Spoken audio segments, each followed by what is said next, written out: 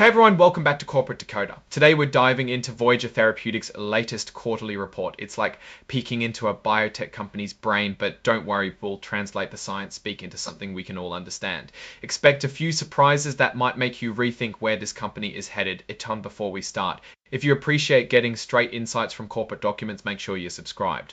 We also have a Discord community linked in the description below for more in-depth discussions.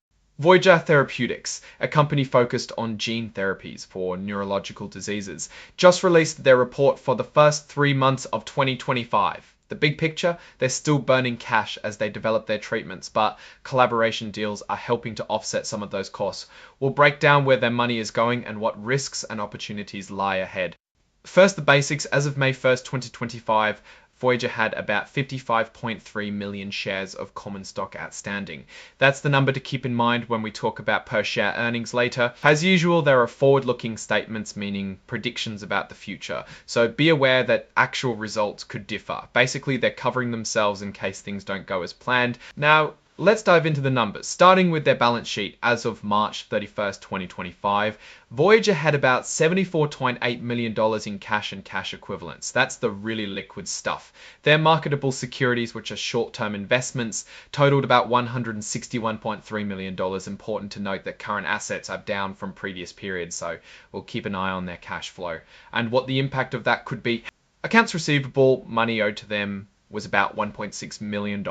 Property and equipment, things like lab equipment and office stuff, totaled $13.9 million after depreciation. They also have $59.1 million non-current marketable securities, longer-term investments.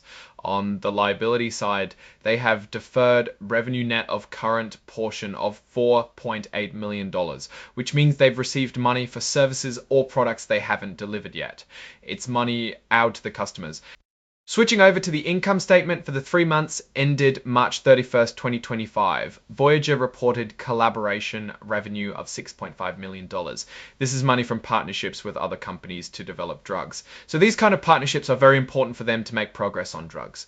Research and development expenses were $31.5 million, and this is expected for biotech companies that are trying to research new treatments. Net loss was $31 million, basic and diluted. Net loss per share was $0.53. Looking at the stockholders' equity, the board of directors have the option to issue up to 5,000 shares of preferred stock, but none are outstanding, which may change depending on future events. Let's check where the cash is flowing. For the first 3 months of 2025, they used $37.9 million in operating activities.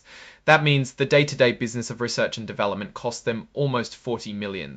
Luckily, they also managed to have $41.33 million to over dollars and managed to have $41.11 million to funding from investing activities, meaning they sold some marketable securities. So the most alarming figure from this statement is the net loss, which went from $11.3 million to over $30 million. A good chunk of their revenue and expenses are tied to collaborations, deals with bigger companies. A big part of their game plan is using Tracker, their special tech, to develop new ways to deliver gene therapies to the brain. If Tracker doesn't work as well as they hope, that impacts their partnership revenue. Fortunately, there are no legal headaches. They reported they were not involved in any material legal battles at the time of the report.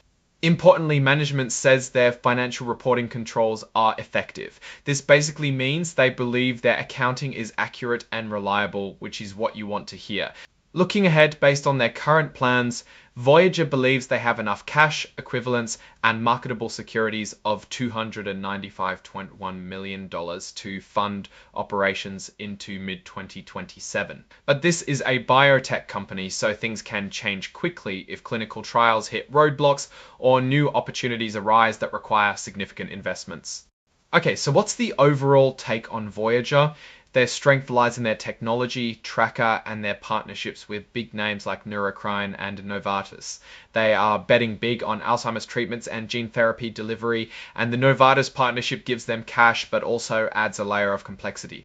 They are a clinical stage biopharmaceutical company, so they are naturally reliant on clinical results and regulatory approvals in order to realize their business plans. Alright, that's our breakdown of Voyager Therapeutics' latest filing. What's your take on these numbers and what they signal for the company's future? Drop your thoughts in the comments. If this analysis was valuable, hitting that like button really helps, and subscribe for more deep dives. Don't forget to check out the Discord in the description. Thanks for watching, see you next time.